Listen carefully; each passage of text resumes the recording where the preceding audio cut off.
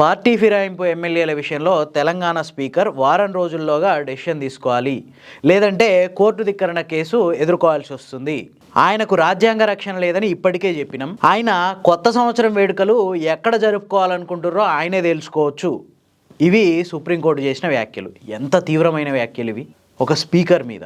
మీరు గనక చట్టపరమైన నిర్ణయం తీసుకోకుంటే మేము మీ మీద కఠిన చర్యలు తీసుకోవడానికి సిద్ధంగా ఉన్నాం అని చెప్పి సుప్రీంకోర్టు ఇండైరెక్ట్గా చెప్పినట్టే. ఎందుకు తెలంగాణ స్పీకర్ విషయాన్ని ఇక్కడ దాకా తీసుకుంటూ వచ్చిండు? ఈ విషయాన్ని స్పీకర్ ఎక్స్పెక్ట్ చేయలేదా? సుప్రీంకోర్టు ఇచ్చిన ఆదేశాలని పాటించకుంటే కోర్టు ధిక్కరణ కేసు ఎదుర్కోవాల్సి వస్తుంది అన్న విషయం స్పీకర్కి తెలియదా? అయినా ఎందుకు స్పీకర్ దీన్ని సాగదీసినట్టు? ఈరోజు సుప్రీంకోర్టు ఈ వ్యాఖ్యలకి అట్లాగే రీసెంట్గా ఒక ప్రచారం జరుగుతుంది. ఖైరతాబాద్ ఎమ్మెల్యే దానం నాగేందర్ అట్లాగే స్టేషన్ గన్పూర్ ఎమ్మెల్యే కడియం శ్రీహరి వీళ్ళిద్దరూ రాజీనామా చేయబోతున్నారు అనే విషయం. ఇవన్నీ ఒకదానికొకటి ఇంటర్లింక్ అయి ఉన్నాయి. అది ఎట్లనో ఈ వీడియోలో చూద్దాం. అంతకంటే ముందు మీరందరూ మా వీడియోలు చూస్తున్నందుకు చాలా థ్యాంక్స్. జస్ట్ చూసి వదిలేయకుండా ఒక లైక్ కొట్టండి, అట్లాగే సబ్స్క్రైబ్ చేసుకోండి. సో దట్ మేము ఇంకా ఇట్లాంటి మరిన్ని మంచి వీడియోలు తీయడానికి మాకు స్కోప్ కల్పించినట్టు ఉంటుంది. తెలంగాణలో కాంగ్రెస్ పార్టీ గెలిచిన తర్వాత బీఆర్ఎస్లో గెలిచిన ఒక 10 మంది ఎమ్మెల్యేలు కాంగ్రెస్ పార్టీలకు జంప్ అయ్యారు. ఈ విషయం మనందరికీ తెలిసిందే. దీని మీద బీఆర్ఎస్ న్యాయ పోరాటం చేస్తుంది. అది కోర్టులో నడుస్తుంది ఆ కేసు. ఇదంతా ఇట్లా ఉంటే 2025 జూలై 31వ తారీఖున సుప్రీంకోర్టు స్పీకర్కి ఆదేశాలు ఇచ్చింది. ఏమని? ఎవరైతే ఈ పార్టీ జంప్ చేసిర్రో ఈ ఎమ్మెల్యేల మీద 3 నెలల్లోపు చర్యలు తీసుకోండి. అది కూడా ఎట్లా తీసుకోండి? కర్ర విరిగింది కానీ పాము చావలేదు అన్నట్టు ఉండకూడదు అని చెప్పి ఆ తీర్పులో స్పష్టం చేసింది. సో ఈ లెక్కన నవంబర్ 30వ తారీఖు తోటి ఆ 3 నెలల గడువు ముగిసిపోయింది. కానీ వాళ్ళ విచారణే పూర్తి కాలేదు.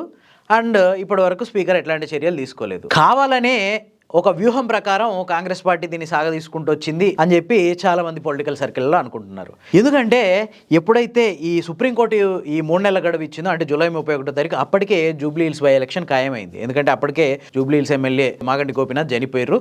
సో ఈ బై ఎలక్షన్ ఖాయం. ఈ 3 నెలల్లోపు ఆ ఎలక్షన్ జరిగే అవకాశం ఉంది.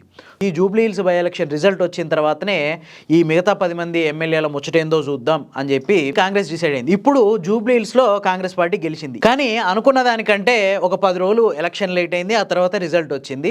సో ఈలోపే కాంగ్రెస్ పార్టీ ఒక వ్యూహం సిద్ధం చేసుకుంది. అదేంటంటే సుప్రీంకోర్టు నిర్దేశించిన ప్రకారం స్పీకర్ చర్యలు తీసుకోవాలి. కానీ ఆ స్పీకర్ చర్యలు తీసుకోవడానికంటే ముందే వీళ్ళిద్దరితో రాజీనామా చేయించేసేస్తే ఇంకా చర్యలు తీసుకోవాల్సిన అవసరమే ఉండదు. స్పీకర్ కూడా ఒకవేళ చట్టపరంగా చర్యలు తీసుకుంటే వాళ్ళిద్దరి మీద చర్యలు తీసుకోవడానికే కొన్ని అవకాశాలు ఉన్నాయి. ఎందుకంటే మిగతా 10 మంది ఎమ్మెల్యేలు ఏం చెప్తున్నారంటే మేము అసలు పార్టీ మారలేదని చెప్తున్నాం. పార్టీ మారిన వాళ్ళ మీద ఇంకా స్పీకర్ చర్యలు తీసుకోవడానికి ఏముంది? కానీ వీళ్ళిద్దరు మాత్రం రెడ్ హ్యాండెడ్గా దొరికిపోయారు. ఒకసారి కడియం శ్రీహరి నేను అభివృద్ధి కోసం పార్టీ మారినా అని ఆయన నోటితో ఆయన చెప్పిండు. భారత రాష్ట్ర సమితిని వదలడం కొంత బాధగానే ఉంది. ఇంకోటి ఏంటంటే దానం నాగేంద్రమే ఏకంగా కాంగ్రెస్ పార్టీ బీఫామ్ మీద సికింద్రాబాద్ ఎంపీగా పోటీ చేసిండు. సో వీళ్ళిద్దరూ చట్టానికి దొరికిపోయారు కాబట్టి వీళ్ళిద్దరి మీద ఖచ్చితంగా స్పీకర్ చర్యలు తీసుకోవాల్సిన అవసరం ఉంది. మిగతా 8 మంది ఎమ్మెల్యేల మీద ఆ పరిస్థితి లేదు. ఒకవేళ జూబ్లీ హిల్స్ బై ఎలక్షన్లో కనుక కాంగ్రెస్ గెలిస్తే మిగతా 2 కూడా, అంటే స్టేషన్ గన్పూర్, ఖైరతాబాద్, ఈ రెండింటిని కూడా ఎట్లా అట్లా గెలిచేయొచ్చులే అన్న ధీమా ఉంది. ఎందుకంటే జూబ్లీ హిల్స్ బై ఎలక్షన్ ఇది చాలా ప్రతిష్టాత్మకంగా జరిగింది. సర్వశక్తులు ఒడ్డింది కాంగ్రెస్ పార్టీ. అక్కడ తెలంగాణలో ఉన్న ప్రతి కాంగ్రెస్ నాయకుడు ఈవెన్ పోలింగ్ జరుగుతున్న టైంలో కూడా జూబ్లీ హిల్స్లోనే తిష్టేసిర్రు. సర్వశక్తులు ఒడ్డి అక్కడ పార్టీని గెలిపించుకున్నారు. కానీ 10 నియోజకవర్గాల్లో ఎన్నిక జరిగితే ఆ పరిస్థితి ఉండకపోవచ్చు. సుప్రీంకోర్టు ఇంకొక వారం రోజులు ఇచ్చింది స్పీకర్కి టైం. ఈ వారం రోజుల్లో ఏదో ఒక నిర్ణయం తీసుకోవచ్చు.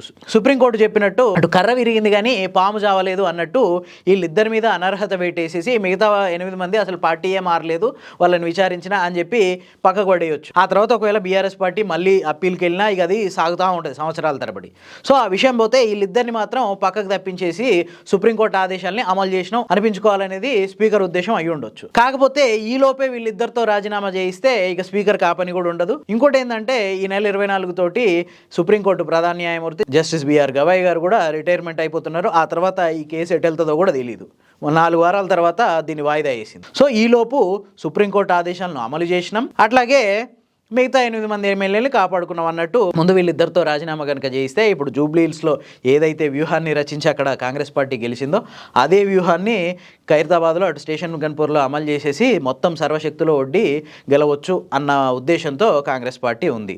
ఈలోపు ఇప్పుడు ఈరోజు సుప్రీంకోర్టు ఎంత తీవ్రమైన వ్యాఖ్యలు చేసినా స్పీకర్కి వచ్చే నష్టమేం లేదు. ఎందుకంటే ఇంకో వారం రోజులు టైం ఇచ్చింది. ఆ వారం రోజుల్లో ఈ ప్రాసెస్ కంప్లీట్ అవుతుంది. ఎందుకంటే ఆల్రెడీ డిసైడ్ అయిపోయింది కాంగ్రెస్ పార్టీ. సో ఈ ప్రాసెస్ కంప్లీట్ చేసి మొత్తానికి అటు సుప్రీంకోర్టు ఆదేశాలు పాటించినట్టు అవుతుంది, కాంగ్రెస్ పార్టీ తన వ్యూహాన్ని ముందుకు తీసుకెళ్ళినట్టు అవుతుంది. ఒకవేళ కాలం కలిసి వస్తే ఈ లోపు మొత్తం బీఆర్ఎస్ శాసనసభా పక్షాన్ని విలీనం చేసుకుంటే ఇంకా అసలు ఈ కేసుకు వాల్యూయే ఉండదు. ఇది కాంగ్రెస్ పార్టీ ఆలోచన లెక్క కనిపిస్తుంది. కాకపోతే ఏం జరుగుద్ది అనేది మాత్రం కాలమే నిర్ణయించాలి. మనం చెప్పేది ఉండదు, జస్ట్ మనది ఒక అంచనా మాత్రమే. మరి మీకేమనిపిస్తుంది కింద కామెంట్ చేయండి.